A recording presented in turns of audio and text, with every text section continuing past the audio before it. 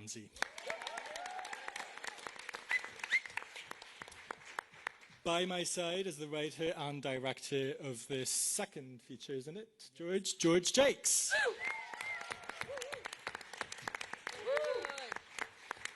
The warmest of welcomes to you all, and we're really delighted to have you with us in Berlin. Hands up if it's your first time in town. There we go. How's it been so far? Fun. Yeah? Yeah. Yeah? I love it. Yeah. Seems great. Yeah. Everyone's nice. Thanks for having us. Yeah. Glad to have you with us. George, I'll kick us off with the first question. The film always sort of finely balances the tragic and the comedic. It must have been quite difficult for you, either in terms of the writing or directing this fabulous cast, to walk that tightrope. How was it? Was it tricky? Yeah, I think, we never wanted to go in making a depressing cancer film. There's so many films that are sort of in this genre that are pretty miserable. And we were like, let's fuck it up and just do it totally different. And I think for us, it was about, let's actually have a lot of fun on set and try and make it feel light. There's obviously moments in the film that are very serious, and we treated them with respect and all of that. But I think for the most part, it was, let's have a lot of fun and let's make this the most feral coming-of-age film of 2026. Done. And how was it to work with this amazing cast? I mean, so many of them have such a broad range. It must have been exhausting, actually, to sort of corral them into... Yeah, they're exhausting. Yeah. No, it was the best. I mean, it was my second feature. I wrote it when I was 23, and we started setting it up, Ken and I, when I was 24. And you sort of, you have these dreams of who you want to cast, and then all of a sudden, your casting directors, so Daniel Edwards, Lucy Allen, and Tom Payne, who did Heartstopper, they call you and they go, look, we think we should go to Bella Ramsey. And you're like, well, they're not going to do it. And then next thing, we were on a Zoom together, and it sort of started with Bella and Ruby at first, and then we got to build out the ensemble with the rest of the young gang, and then we got the wonderful Neil on board, and then we had James and Jess, and it just kept growing. And I think for me, it was, it was looking at that and going, wow, I'm so lucky as a director, because they are such different performers, but everyone just jumped into the same boat, and that was so special. We sort of did a week of rehearsal and then had a lot of fun, and there was so much respect and kindness. The complicity is obvious, so congrats on that. Congrats to you all. I'm ready to take questions from the floor. Do we have some for our fabulous team? Yep. Hi, I'm Zach from London, speaking with Feature First. Congratulations on the film. And my question is to Bella. Earlier, I think to the Hollywood Reporter, you mentioned how you're switching your focus to independent films, as with Sunny Dancer, and that you're taking a step back from more major Hollywood projects like The Last of Us and Game of Thrones. And that reminded me of something Carrie Coon said recently about how she had to do The White Lotus to lead her own Broadway show. So how do you feel about this kind of clash between independent cinema and mainstream cinema as an artist that's trying to tell your own story and choosing what interests you? Yeah, thank you for your question. I'll talk about it in terms of Sunny Dancer. It was like for me, it was like the best possible way to make a film, not just an independent film. It just like the sort of blueprint of it that George and Ken created. I want to direct in the future, and you've literally given me, George and Ken literally gave a blueprint of how to make a film, basically, and do it with kindness and generosity. It never felt exploitative, and I think film often, and this industry often can, and it just was the most joyous 6 weeks spent in Scotland. Everybody so wanted to be there. I think that's what's so special about a low-budget independent film, is that everyone's there because they want to be there, and we want to make something really special, and it's even more, the sort of family experience of being on any set is amplified by being on an independent feature like this. And yeah, Sunny Dancer was honestly the best experience I've had in my career so far, and it will be very hard to top, and it's a big statement, but it's honestly the truth. It was probably the best professional 6 weeks, and also probably one of the best personal 6 weeks of my freaking life. So thanks, guys.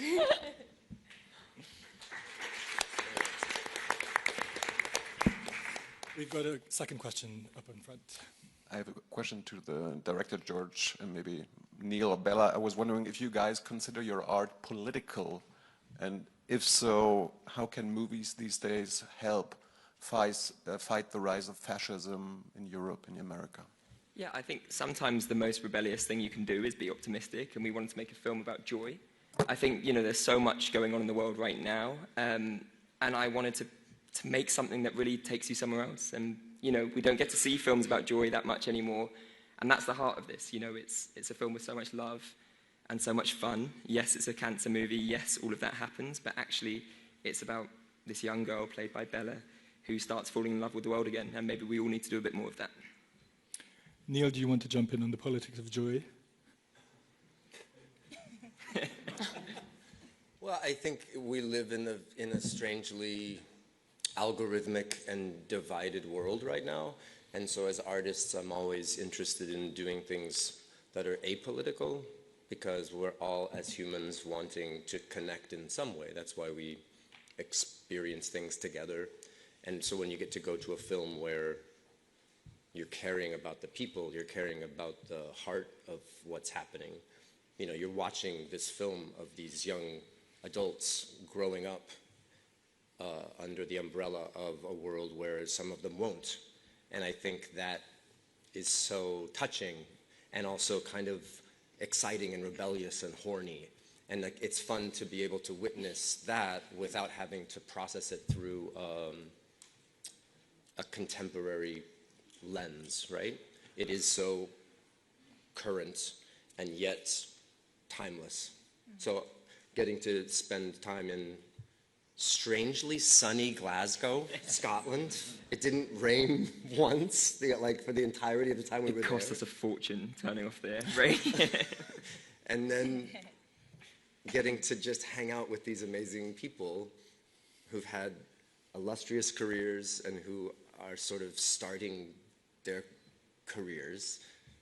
And I don't know, getting to live with them and watch them all grow together as a little group of artists outside of the world conversation was quite unique. Loved doing it.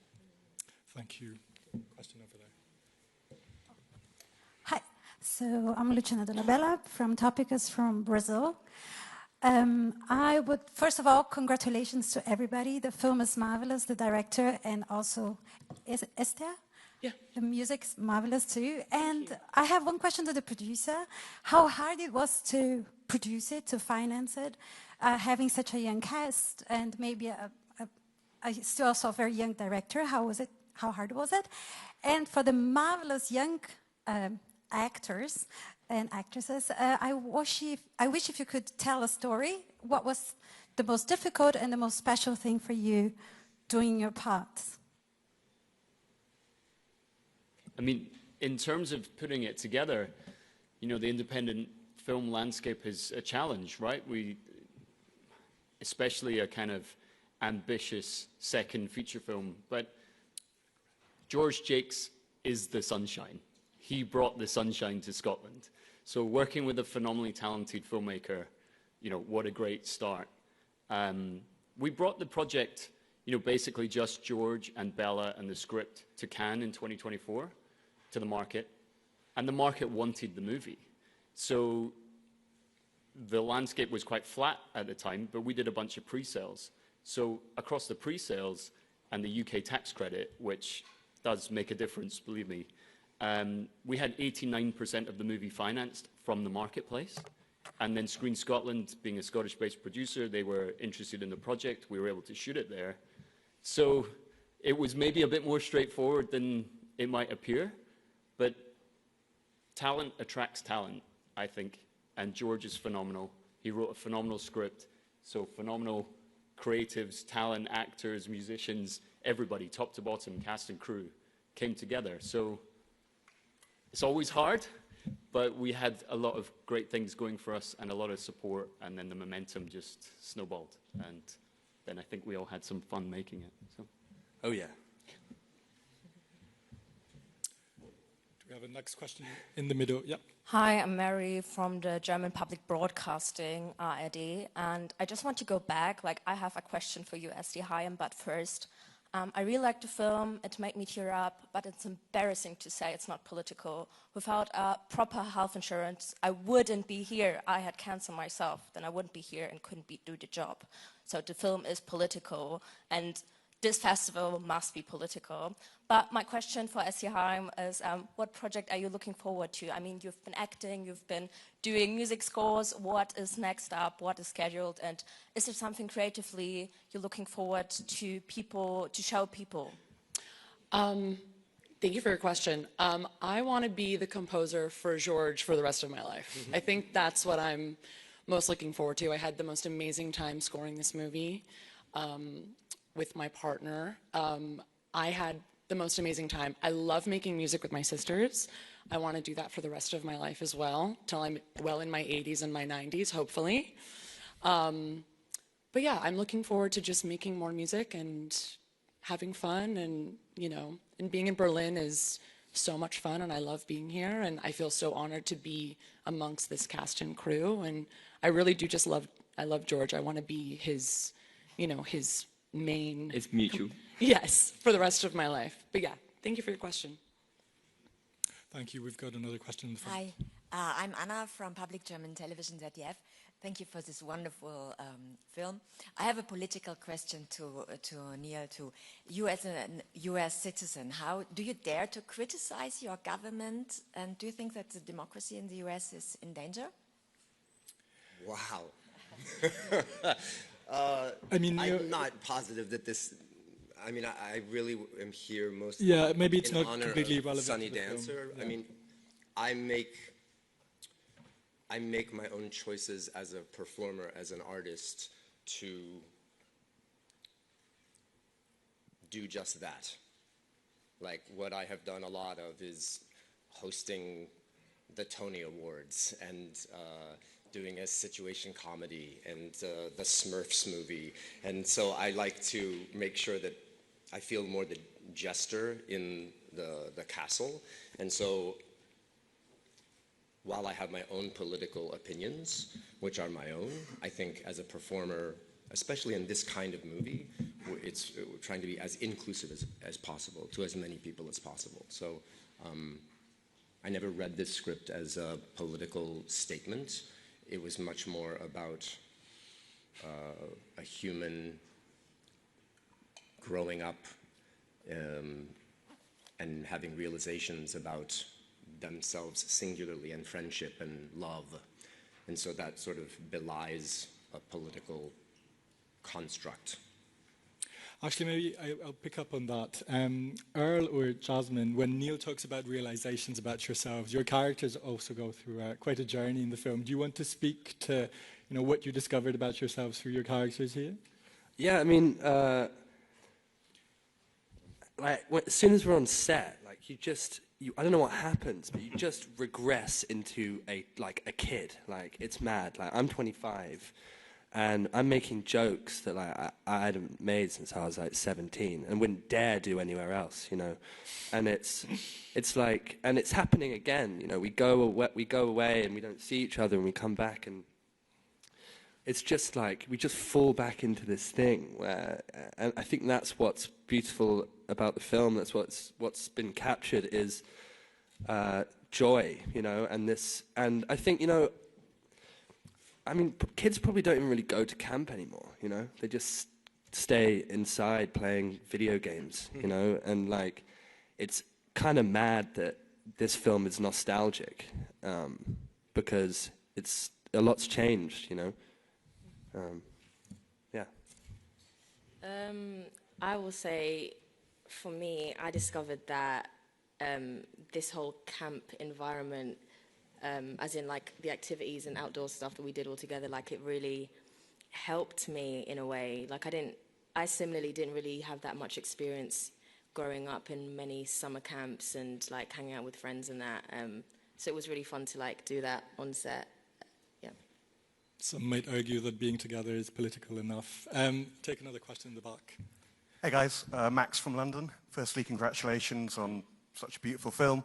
to all of you. I've had Sister Sisters in my head for about a week now, so thanks for that. Likewise. Question for Neil. It's not political, don't worry. I'm sure you get offered loads of projects, so firstly, what attracted you to this particular one? And how was it working with such a talented young cast, and especially such a talented young director in George? Yeah, cheers. Thanks for the question. I'm a proper Anglophile. I love the UK. I love working there whenever I can. So I had reached out to my manager, Jason Weinberg, and said, if there's any like a small independent films or something they're filming in the UK, I would love to do that. Simultaneously, he worked with George, and George had said, hey, do you know NPH? Because he would be great to be in this little movie that I'm doing. And those two things hadn't ever, like one didn't beget the other. So I did a Zoom call with George, and we got along super swimmingly. He is just the loveliest human. He's incredibly prolific. He writes things very quickly, and then he follows through and films them. He said to me when we first met, he said he likes to have everyone together. Like he doesn't like the casts that go off into their motorhomes and dressing rooms and then are only called in when they're needed. He wanted a sort of group vibe. And when you're filming, you're like a little, it's alchemy, you know? You're trying to figure out how everyone gets together, and that's an X factor that you just can't determine, whether people are gonna get along, whether there's gonna be upset or fights or, you know, that's inevitable. And it never really happened. Like, it was really a joy to be sitting around and doing this. I've often been in movies where I'm not really in the movie. I would like come in and 2 days before my part, I'll film for 5 days and then I'll leave. I'm in the movie, but I don't really feel like I was part of the ensemble of it all. And so I was very excited to be able to do this, and I came early and got to stay for a long time. And it was really lovely to be like considered one of the gang, and we all hung out together and sat on benches and shared stories, and I was very impressed by all of that. Bella had every reason to stay in their dressing room or motorhome if they wanted to, but that wasn't the case, right? No. And I think we were all sort of supporting George's idea that we do this together, and I think you can really see it in the movie. And I think just to add to that, you know, what I think where we got so lucky with this film is we were all making the same film, and I think that doesn't happen the whole time anymore. Our distributors all the way to the producing team and, you know, the cast, we were all out here trying to do the same thing, you know, and then to be at Berlinale is a sort of total dream come true, you know. We shot this last year and here we are. Bella, do you want to say a few words about your character, Ivy? Because they are quite feisty as well. Do you recognize yourself in them? Yeah, but I feel like I never really got to be a teenager because I was like working from when I was so young. And then I sort of went from kid to adult. And so the teenage bit I sort of skipped. So it was very liberating and cathartic to get to like do that through Ivy and with this gang. So yeah, I mean, Ivy was someone that I think that I was terrified to play because she's quite, like, I don't know, she's like quite normal, and I've not played very many like normal people, so it was like scarier because it was more exposing and more vulnerable and more like, I don't know, there was not really anything to hide behind. But yeah, so I definitely found Ivy through the process, found myself in Ivy through the process. It was like a lot of weird parallels going on. But yeah, working with everyone, the gang, as what we called the gang, the squad, and Neil, who was definitely part of it, was a real joy. Yeah. What about you guys, Conrad? Conrad, do you want to jump in here? Because there are lots of group scenes, and your melancholy shines through as well. It's quite a touching role to see you. And how did you apprehend it? Yeah, I feel all of these characters, due to their illness, have become quite self-conscious, and maybe a sort of lack of confidence. And they have all had large portions of their childhood snatched away from them, and have to sit in a hospital bed for those years of their life. So this is a chance for them to kind of regain that lost youth, and to go on a zip wire at the age of 18, even if that's not cool, or to scream and re-experience that joy that was taken away.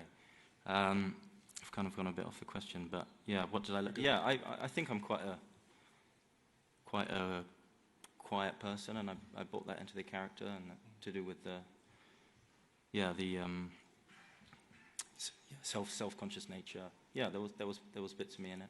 We've got to watch the quiet ones anyways, we know that. Another question? This is a two-part question. First to Neil. You've previously contributed to charity organizations like American Cancer Society, Stand Up to Cancer, and as this film is obviously about cancer, how did that help inform your perspective and your experience working on this film? And to Esther, it's been 9 years since the Hey I'm Valentine Paul Thomas Anderson video or film. How was it like working on that film compared to working on this film? And of course, Paul Thomas Anderson had a film last year, One Battle After Another, where your sister was also in the film. Do you have any experience or any thoughts on that film itself? And would you like to work with him again soon? With Paul Thomas Anderson? Yes. I would love. Sorry, George. I'll let it go. I think it's pretty special too. I'd like to work with him. No, I think Paul is, I'm lucky enough to say that Paul is, I can call Paul by his first name. I call him P sometimes, on a first letter basis.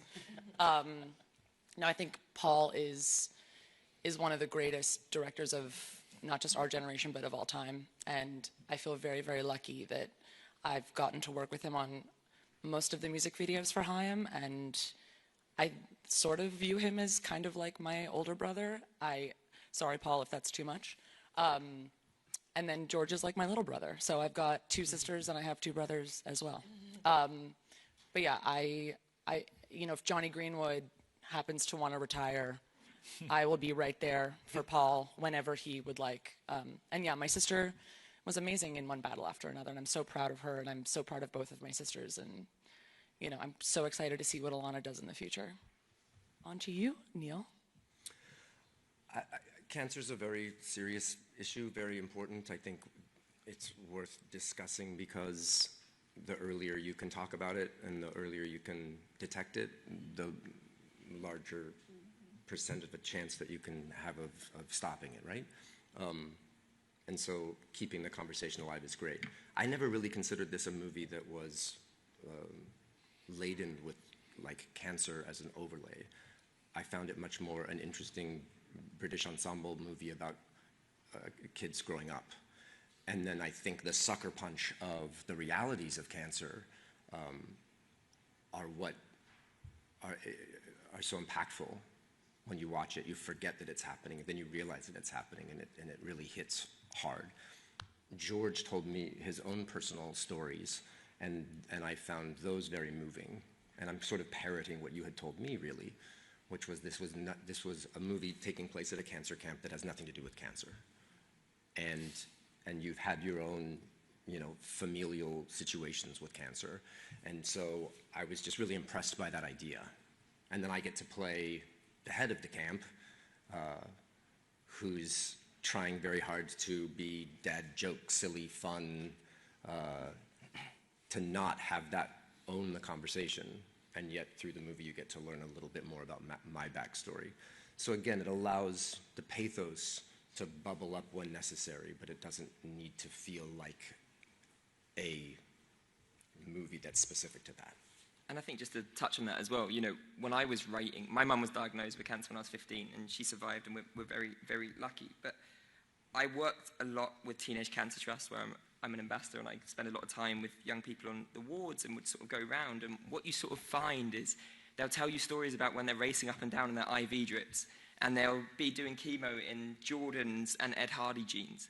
And you're sort of like, why in the media have we never seen that? Where's that film? And that's sort of where it was born out of. And I'm very lucky my editor, who's been a long-term collaborator of mine, she had a personal cancer journey, and we were sat down, and I went, I want to make a cancer film, but I want to make one that's a comedy, and I want you to forget it's a cancer film for a bit, and then when it comes back in, I want it to slap you around the tits. And we sat, and I went, how do I do that? And she went, I used to go on these summer camps for kids affected by cancer. And I went, that's the movie. And then we sort of worked together on that, and I was very lucky. I worked with the #1 child leukemia doctor in the UK, and I met so many amazing people along the way that really shaped this film. And then part of my job was trying to make it, lifting it away from that and sort of making it a film that's actually a coming-of-age movie. You know, the references for me were Lady Bird, Juno, all those incredible, credible films. And that's why I think cancer takes a back seat, but when it really is, all the way through this movie, of course it is. And we're doing a lot of work with those charities and a lot of work with young people. We actually cast 2 young survivors in the film, which was the coolest thing I think we did. So yeah, really proud of it. One more question, I think, up in front.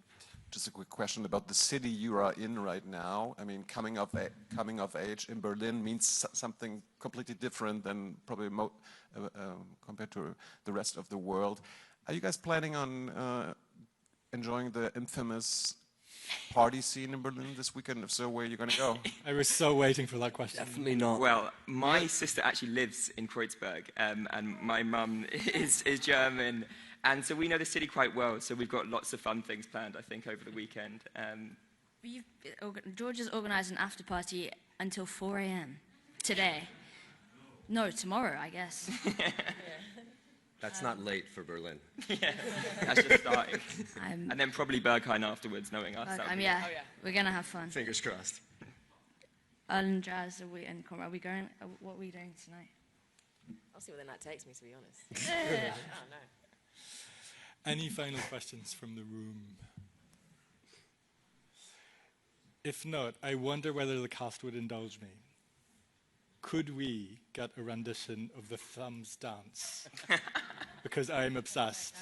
Bella, would you lead us? Well, someone has to play the music if we're going to do this. I don't know. Good. I don't know it. You don't know it? Outrageous. Can we get a count, Neil? I didn't learn it like you did. The music comes. The music If the music comes, okay. Where's the producer? Ken, have you got the music on your phone? Probably. You've got the clip. You ran the clip. Yeah, run the clip. Can we play the clip, actually? Can I ask and we're getting up and down. my colleagues Come on. in the technical department if they can play the clip, and then we'll dance our way off stage? Yeah. We'll dance our way out. There we go. Thank you so much, gang.